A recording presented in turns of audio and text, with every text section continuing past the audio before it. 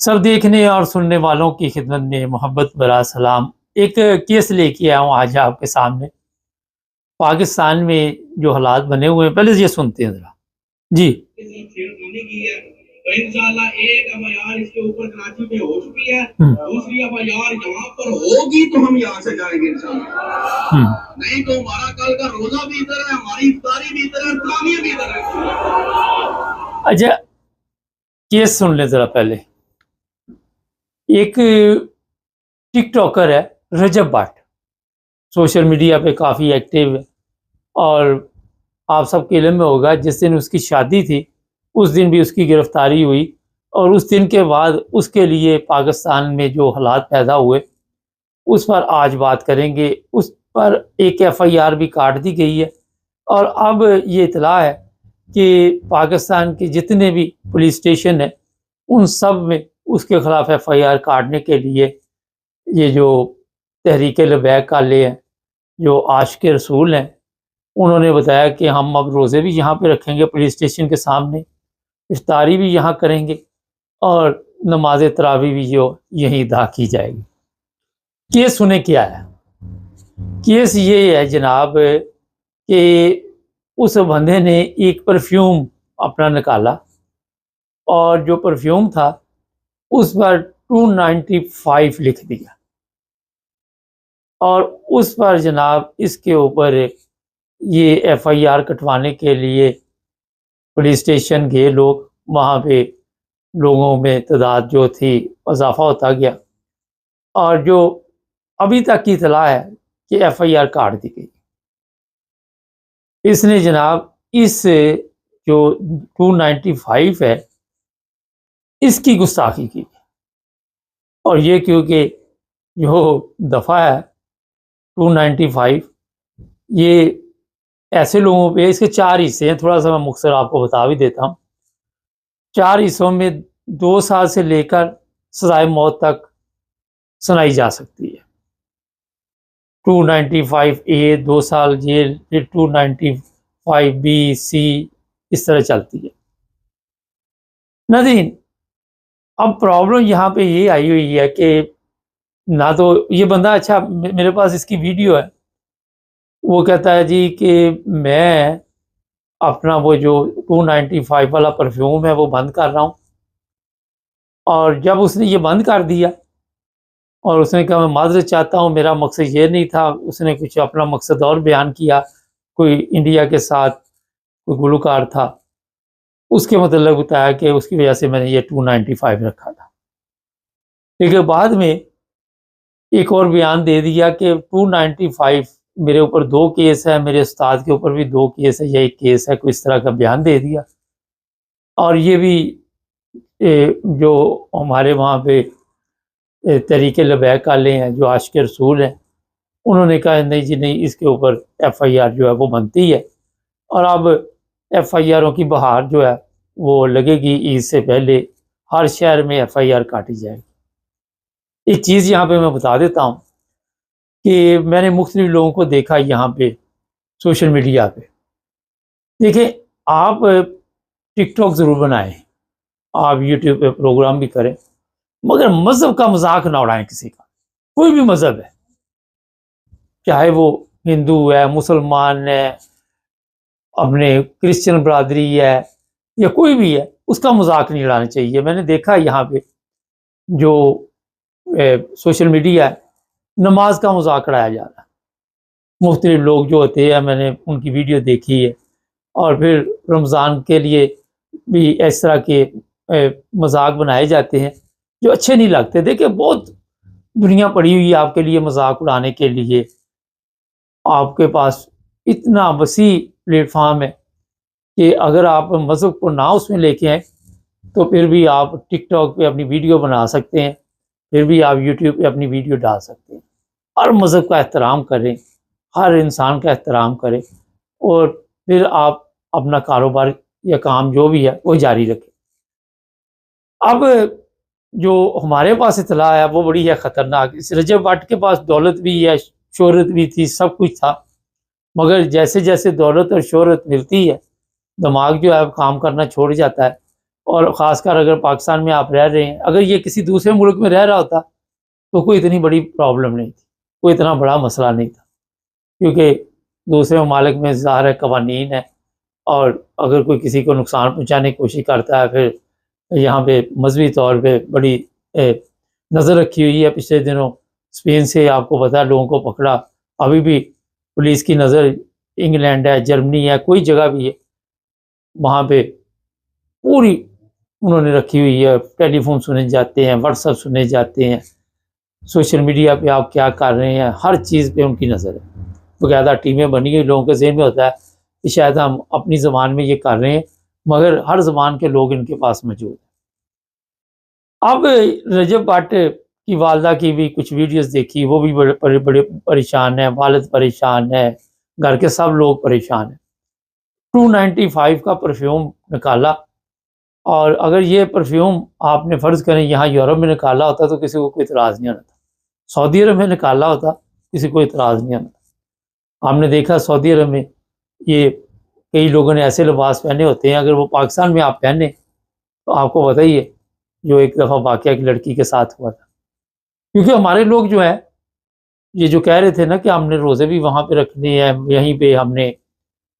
اپنا کھولنے بھی ہیں، تراویح بھی وہاں پڑھنی، لیکن یہی مذہب کہتا ہے کہ آپ کسی کو تکلیف نہ دیں اور درگزر سے کام لیں۔ اچھا، یہ رجب بٹ اب قرآن مجید ہاتھ میں پکڑ کے آیا اور اس نے کہا جناب میں کبھی ایسی چیز نہیں سوچ سکتا،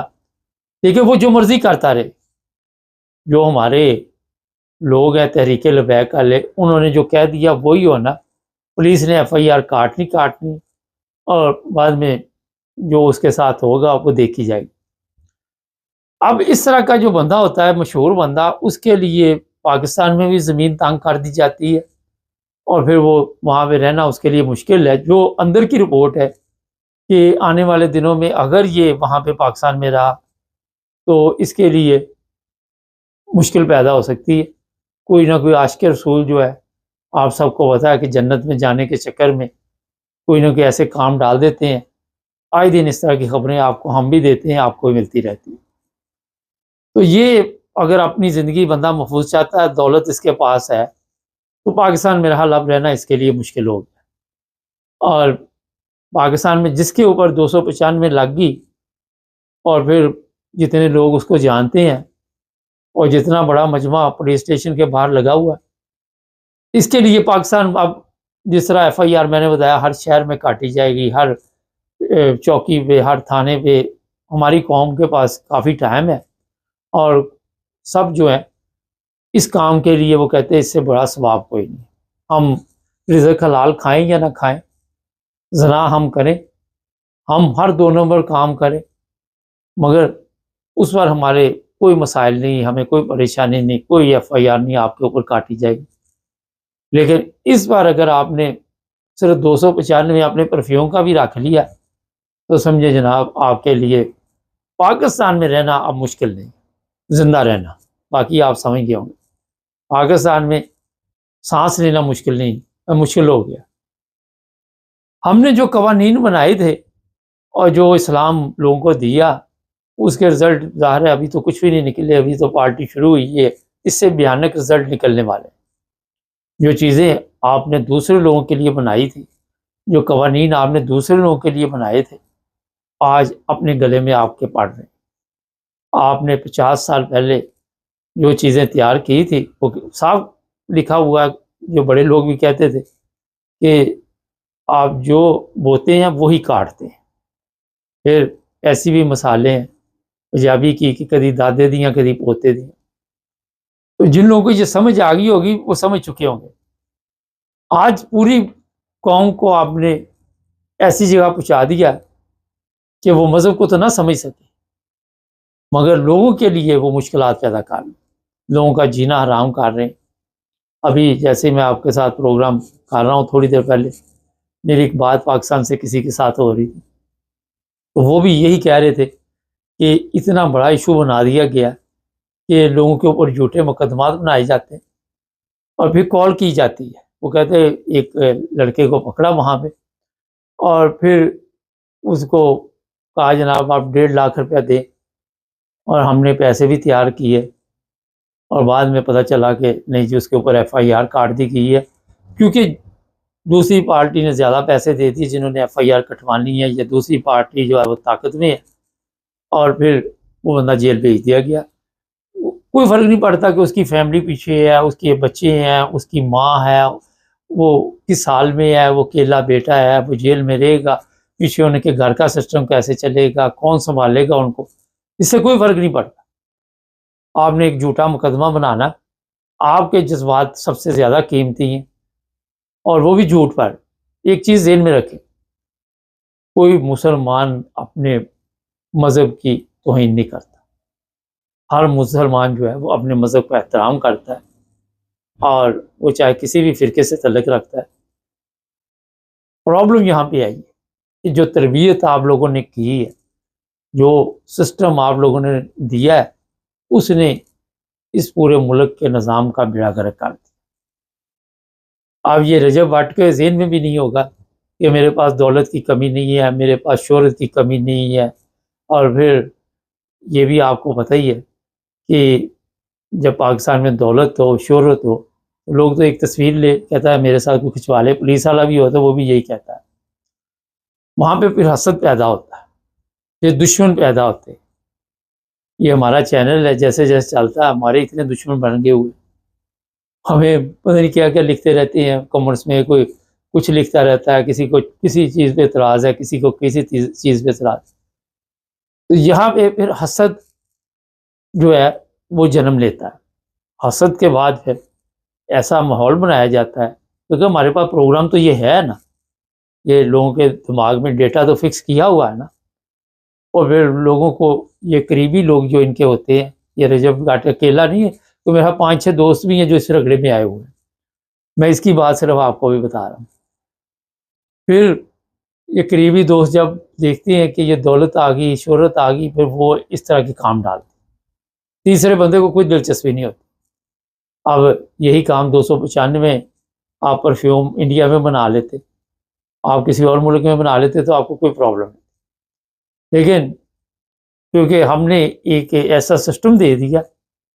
کہ ہم یہ چیزیں برداشت نہیں کرتے، اور ہر چیز کو یہ نہیں دیکھنا کہ اگلے نے کس مقصد کے لیے کچھ کام کیا ہے۔ ہم نے اپنی مرضی کے قوانین جو ہے وہ بتانے ہیں، ہم نے اپنی مرضی کا اسلام بتانا ہے، ہم نے اپنی مرضی کی وہ تشریح کرنی ہے، ہم نے اپنی مرضی کی اسلام کی نہ تشریح کرنی ہے، نہ قوانین کی، نہ آئین کی، جو ہمارے دماغوں میں ہے ہمارے مطابق وہی درست ہے، باقی پولیس غلط ہے، قوانین غلط ہے، جو کچھ بھی ہے وہ ہی غلط ہے۔ یہ جو دماغوں میں چیز ڈال دی گئی ہے، اس سے جو پاکستان کے عام لوگ ہیں وہ بھی محفوظ نہیں ہیں۔ میں بارہ دفعہ بتاتا ہوں کہ بڑی تعداد میں لڑکیاں لڑکے جیلوں میں بیٹھے ہوئے ہیں، زندگی برباد ہوگی۔ پچھلے پاکستان میں کوئی جیل میں یا ہاسپٹل میں چلے جائے تو پچھلے جو ہوتے ہیں سمجھے وہ بھی سارے بیمار ہوں، تجربہ ہوگا کسی نہ کسی کو۔ مجھے یاد ہے میں ایک دفعہ پاکستان گیا تو وہاں پتہ چلا ہاسپٹل کے چکر لگانے پڑے، ہمارے کوئی عزیز تھے، انہوں نے کہا وہاں پہ جو ڈاکٹر بیٹھے ہوئے خدا ہیں، جو نرسیں بیٹھی ہیں وہ خدا بن کے بیٹھی ہیں، وہ بات ہی نہیں سنتی۔ تو یہ ملک جو پاکستان بنایا گیا،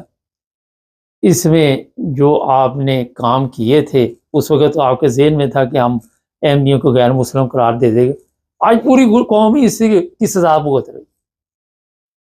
آج پوری قوم جو ہے اس جہنم میں، اس دلدل میں، آپ نے دیکھ لیا۔ تو جب بھی کوئی بھی کام کریں پہلے اسے ماحول کا جائزہ لیں،